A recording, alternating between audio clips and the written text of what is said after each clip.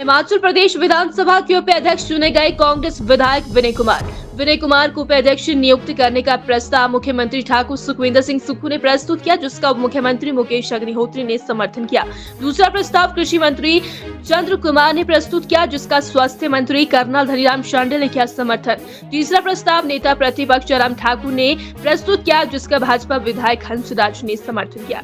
मुख्यमंत्री की ओर से प्रस्तुत प्रस्ताव को सदन में ध्वनिमत से पारित किया। इसके बाद विनय कुमार विधानसभा उपाध्यक्ष नियुक्त किए गए। मुख्यमंत्री, उप मुख्यमंत्री, नेता प्रतिपक्ष व संसदीय कार्य मंत्री ने विधानसभा उपाध्यक्ष को उनका आसन ग्रहण करवाया। विनय जी को हमने अभी डिप्टी स्पीकर के पद पर नवाजा है और जो इनकी मृत शैली है, जो इनकी काम करने की क्षमता है, उसका फायदा रेणुका के लोगों को होगा।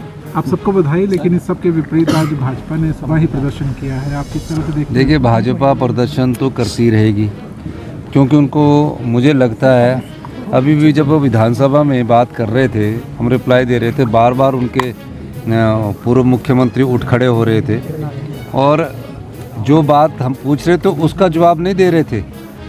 हमने कहा भी वाटर कमीशन में आप लोग जाइए और दिल्ली में आप केंद्र सरकार के जो उपक्रम हैं, जो NTPC है, NHPC है, SJVNL है, उनको बोलिए कि जो वाटर कमीशन की आपने रिट की है हिमाचल प्रदेश हाई कोर्ट में, उसको विड्रॉ करिए और हमारे जो पैसे हिमाचल के लोगों के बनते हैं वाटर कमीशन के रूप में, उसको दीजिए।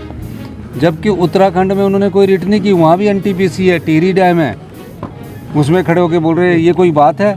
तो मैंने उनको कहा कि आप इसमें जाइए। तो उनको थोड़ा सा, हर चीज़ का दर्द होता है ना, जब थोड़ा बहुत दुख होता है, तो वो दुखी मन से क्या कहना है वो नहीं, अपनी बात को टालने की कोशिश करते हैं। ना आपदा में खड़े हुए, ना वाटर कमीशन में जो हम हिमाचल के लोगों के अधिकार की लड़ाई लड़ रहे हैं उसमें खड़े हो रहे हैं। सिर्फ विधानसभा में किस तरह उनका ध्यान अखबार में उन सुर्खियाँ बने, उस दृष्टिकोण से वो आज विधानसभा के सत्र में आते हैं। आज तो पहला दिन है, आज तो थोड़ी शांति से बैठे रहे, लेकिन जैसे उन पर दबाव बढ़ेगा तो वॉकआउट की प्रक्रिया भी शुरू हो जाएगी। सर, पता कर सकते हैं, अब उनके बोलने से तो कभी हम मान नहीं सकते। मैंने कहा कि 2023-24 में केवल 6600 करोड़ रुपए की कर्ज की लिमिट भारत सरकार ने हमारी अप्रूव की है। बीजेपी के समय 14,000 करोड़ की कर्ज की लिमिट थी 22-23 में, और सारा अवेल किया उन्होंने। हमको पूछ रहे हैं, तो झूठ जितना भी सच से टकराएगा, बार बार टकराता है झूठ, किसी न किसी रूप में बदल कर आता है झूठ, लेकिन जीत सच्चाई की होती है। सर, कांग्रेस वर्किंग कमेटी की बैठक में जा रहे हैं आप? हाँ, अभी तो मुझे कल ही चिट्ठी मिली है।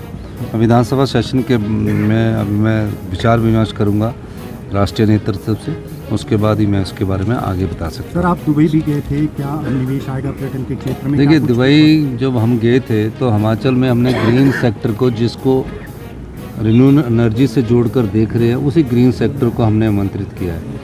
और मैं आपको एक बताना चाहता हूँ कि कांगड़ा के इतिहास में पहली बार सबसे बड़ा पेप्सिको 270 करोड़ रुपए का कारखाना लगाने जा रही है इंदौरा में, जिसका शिलान्यास करने में कल इंदौरा जा रहा हूँ। तो सबसे बड़ा, ये सबसे बड़ा निवेश है। भारतीय जनता पार्टी के समय इन्वेस्टमेंट मीट होती रही, 36 करोड़ रुपए उन्होंने इन्वेस्टमेंट मीट पर खर्च कर दिए, लेकिन इन्वेस्टमेंट आज तक नहीं आया। ये पहला इन्वेस्टमेंट हमारी सरकार की कमिटमेंट तो को दर्शाता है कि हिमाचल को आत्मनिर्भर बनाने की दिशा में हम आगे बढ़ रहे हैं। डॉक्टर्स की रिटायरमेंट एज पर कोई पुनर्विचार किया जा रहा है? नहीं, डॉक्टर की रिटायरमेंट एज तो हमें ज़रूरत है डॉक्टरों की, तो जब तक डॉक्टरों की एज हमें ज़रूरत होगी हम उनको एक्सटेंशन देते रहे। सर, ये कहा गया है कि एक्सटेंशन नहीं, उनके ज़रूरत के साथ। हाँ जी, 65 एज की जाएगी विशेषज्ञ डॉक्टर्स की। 68 नहीं, अभी डॉक्टरों की कमी, संख्या बहुत कम है, उनकी सेवा ले रहे हैं। कोविड वॉरियर आज भी आए थे सर विधानसभा। कोरोना वॉरियर के साथ बड़ी विडंबना ये है, हमारी सरकार की पूरी सहानुभूति उनके साथ है, लेकिन पिछली सरकार ने जब इनकी नियुक्तियां की थी तो कोई नियम नहीं बनाए थे, तो सरकार के अधिकारी भी इसमें थोड़ा घबराते हैं, क्योंकि जब नियम ना बने हो, सिर्फ आउटसोर्स पर टेम्परेरी बेस पर रख दिया जाए, तो उनकी नियुक्तियों के संदर्भ में आगे हमने कैसे उनको एडजस्ट कर सकते हैं, उस बारे में हम सोच विचार भी कर रहे हैं। लेकिन कोरोना वॉरियर के मामले में अभी सरकार ने सोचा कि जब कभी इंटरव्यू हो तो उन्हें कैसे 1 नंबर या 2 नंबर या नंबरों के हिसाब से उनको कैसे एडजस्ट किया जा सकता है, उस दृष्टि से सरकार विचार कर रही है। तो अभी पॉलिसी अभी इस मामले में नहीं बनी है। बहुत बहुत आज और धन्यवाद। पिछले कल भाजपा ने आपकी गारंटियां कांग्रेस ने दी थी तो 1 साल में 3 गारंटियाँ पूरी होगी। 5 साल के लिए हम चुनकर आए हैं, तो 10 की 10 गारंटियाँ हम पूरा करेंगे। हुआ करते थे और यहीं से मुख्यमंत्री भी होते थे, और उसके बाद ये पहला मौका है उनका विधानसभा क्षेत्र को जो मिला है, एक संवैधानिक पद पर जो हमें आज नियुक्ति मिली है।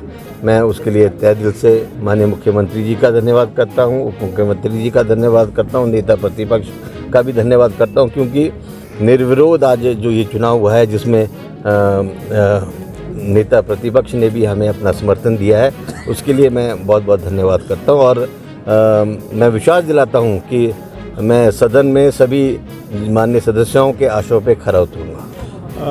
दोनों जो दल है वो एक बराबर है, जो समय है दोनों को बराबर दिया जाएगा। विनय जी ऐसा नहीं है, ऐसे है अभी मेरी उम्र 45 साल है और राजनीति बहुत लंबे समय तक करनी है, इसलिए पद तो आते जाते रहेंगे।